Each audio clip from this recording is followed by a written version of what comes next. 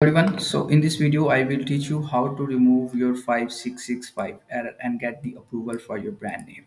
So first you're gonna need is your UPC code. If you do not have UPC code, you can also get a GTIN exemption, and you can check a different video for GTIN exemption, how to get that exemption. If you have a UPC code, good.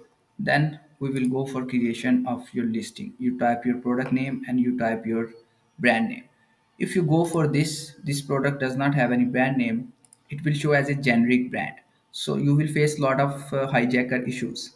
Although in future you can register your trademark and change that, but it will create issues in start. So what you have to do is you should be going with your brand name. When you type your brand name here, you will see this kind of error, 566 error, and get an approval.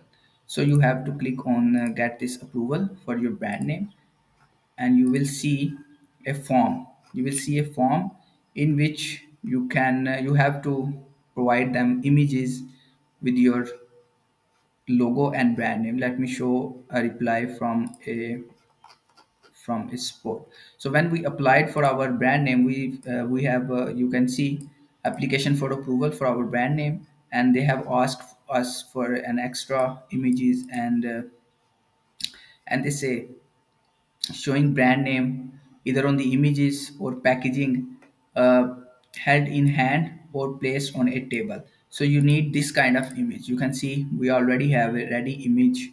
You can see it's placed on hand, and logo name, our logo and our brand name on that product. It is very important that you have that logo and your brand name on your images. It is very important because they see this and then approve your brand name. So you can see here, you can see the reply. They have asked us for the information and we have provided here. You can see our brand name, and this is the attachment. We provided our images on our hand. You can see here like this. So you can see their reply. They have approved our name. You can now create new ASIN using the brand name.